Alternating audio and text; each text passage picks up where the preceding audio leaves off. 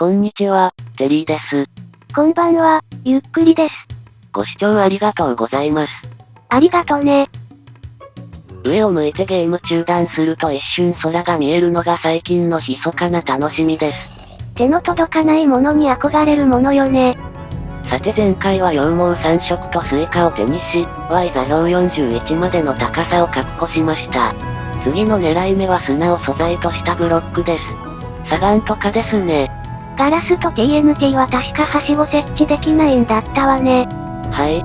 なので砂シリーズで入手を狙っているのはブロック4種類です。さて、砂探しに探索する深海バイオームですが、現在までに見つけた深海は2カ所あります。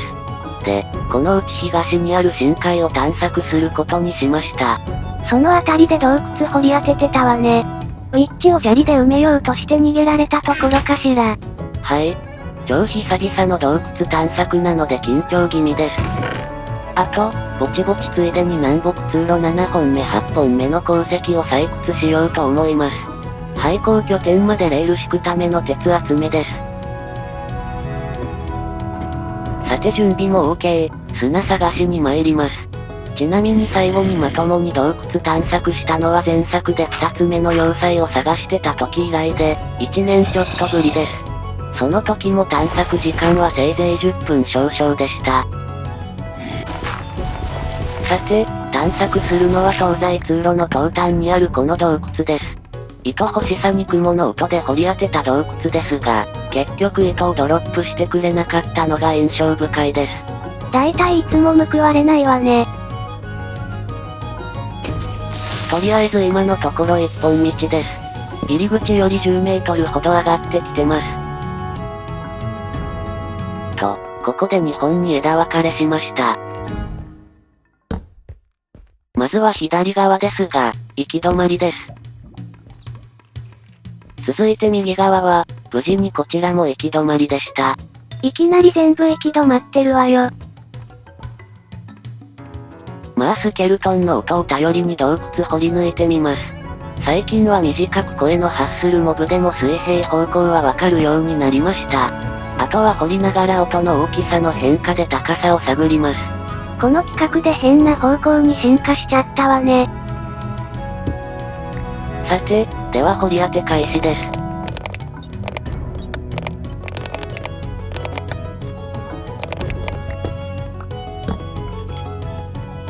発見しました。誤差4メートルといった感じね。しかしこの空洞、どこにも繋がってないんですよ。こんな離れ小島みたいな空洞も生成されるんですね。で、次は、かすかに聞こえる水の音を頼りに洞窟掘り当ててみます。水の方は割とすぐに掘り当てました。そろそろ高さ制限が迫ってるので気をつけながら行動します。で、無事に高さが大丈夫そうな洞窟を掘り抜きました。でもここ、深海の底の高さを上回っている気がするのだけど。先ほどのスケルトンの空洞までは深海でした。どこかで深海に繋がってるといいのですが。子供ゾンビに警戒しつつ少し進んだところで、なんと草を見つけてしまいました。あ、草が生えるのなら花も地下で生成されるということよね。それより干し草の俵の入手チャンスですよ。二手に分かれたこの先の洞窟は共に行き止まりでした。さて、小麦の種をかけて、一世一代の勝負です。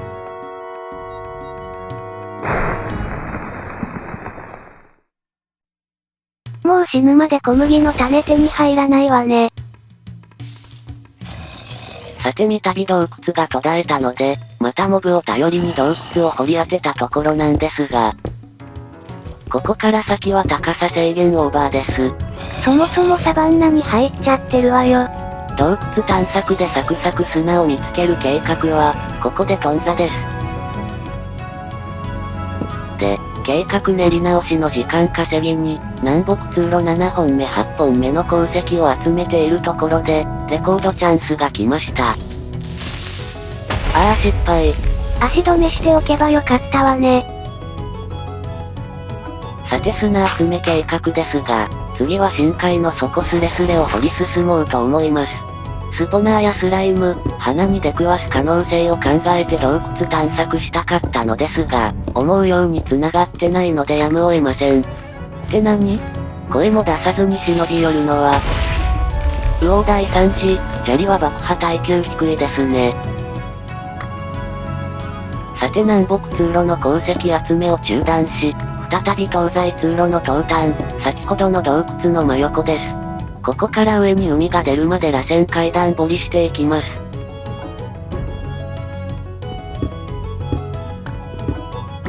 来た。砂利と共に水が流れてきたので海底に間違いないでしょう。海底の高さは Y 座標35ほどでしょうか。とりあえず掘り進むパターンは、砂利が落ちてきて水が流れること前提にこんな感じで考えました。うまくいったようです。この後天井を塞げば水に邪魔されずに掘り進められますね。でもこれ、海底の高さがちょこちょこ変わったら面倒よね。そこが問題なんです。で、南北通路の鉱石をかき集めつつ再び砂集め計画の見直しです。で、結論としては、やっぱり海底の高さがちまちま変わると面倒、いっそ海底まで登ってしまうことにしました。水没死が期待できるしその方がいいわよ。さて、一旦拠点に戻って荷物の整理です。ちなみに鉄はトロッコ敷くのにあと1スタックほど足りませんでした。まだ鉱石集めてない通路が3キロほど残ってるわよ。実は、廃鉱直下で少しブランチマイニングするのもありかなと思い始めてます。溶岩海スレスレの廃鉱生成具合がわかるし、あの場所は山岳が多いのでエメラルドも期待できるし。ただ難点は、今の時点でエンチャントが使えないことで、それで悩んでます。さて再び海底の真下です。水抜き対策でドアを用意しました。あら、思い切った贅沢したわね。バージョン 1.8 からドアのクラフト数が3倍に増え、さらにスタックできるようになったんですよ。先回って言うけどきっと海底神殿攻略のための仕様変更よ。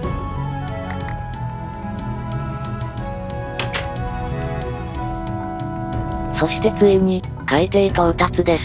Y 座標は高さ35でした。大木が生えてる宿毛も見えます。まるで地上に降り立ったかのような気分で感動です。これで地底人から魚介類に進化したわね。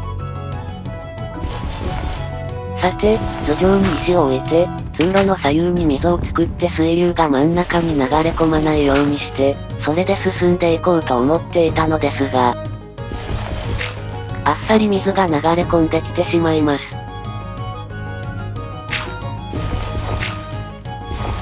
どうにもうまくいきません。できればドアを撤去しても水中通路になるようにしたかったのですが、無限水源が作られてしまってるのかしら。で、いろいろ試したのですがダメで、もうドアの節約はいいやと息継ぎポイントを作ってしまうことにしました。ドアの扉の方向さえ気をつければそんなに危険はないですね。さて、いよいよ本腰入れて砂探しです。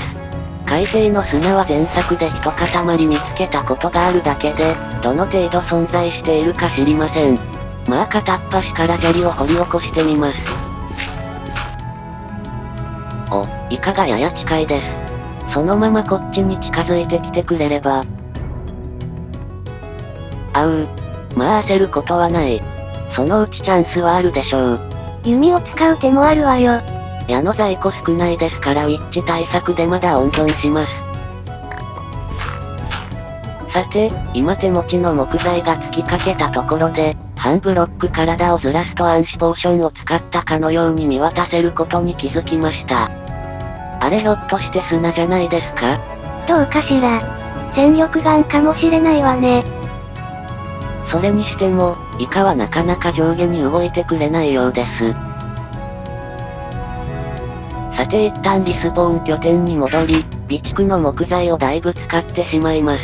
木材2つにつきドア1つ、30ドア確保して砂探し再開です。息継ぎするだけなら廃鉱で確保したフェンスを使ってもいいんじゃないの？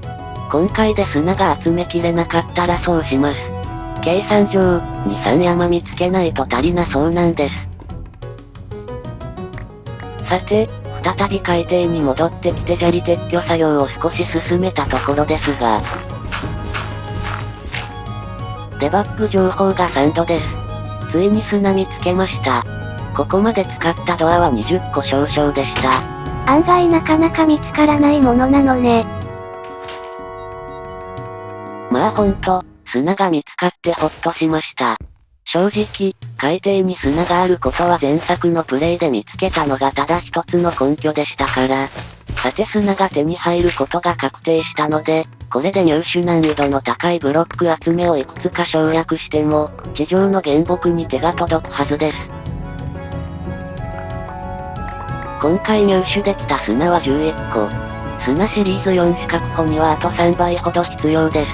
まだまだ海底作業は続きそうね。以下も仕留めないといけないですからね。さて、30個作り足したドアが尽きてしまいましたが、追加の砂は見つかりませんでした。今日の海底作業はここまでにしますが、でもこの作業案外楽しいです。どうでもいいけどそこにいると死ぬわよ。いつの間にかはみ出してました。あんなにいるイカが降りてこないのがそろそろ恨めしいです。さて拠点に戻ってきました。今の砂の量ではクラフトできるのは砂岩くらいですが、2段高さを稼げると海底で探索できる範囲がそれだけ広がります。それでは、早速お楽しみタイムです。そういえば地上が近づいてきたのはいいのだけど、上の穴からクリーパーが落ちてきたらどうするの？クリーパーに目視されにくいのでかなり可能性は低いと思います。さて、これで砂の塔になりました。つまり塔を崩してほしいのね。クリーパーか虫やね。ご遠慮願いたいです。あ、はしご持ってくるの忘れてました。まあ作業台持ってるし作ればいいか。で、これで崩れにくい系の砂の塔です。なんとなく剣を構えつつ、Y 座標43の世界に到達です。やっぱりモブが降ってくるの怖がってるじゃないの。原木が届く高さまであと14ブロックですね。もう一頑張りです。さて、収集ブロックが38個になったところで今回はここまでです。次回は廃校にフェンスを取りに行きますが、ぼちぼちと6個を敷こうと思ってます。時間が余れば海底作業です。軽く廃校探索もする予定ですが、運よく毒蜘蛛以外のスポナーや、スライムチャンクがあったりすると運の字です。あとはまあないと思うけどタンポポか草ってところね。それではまたね。バイバイ。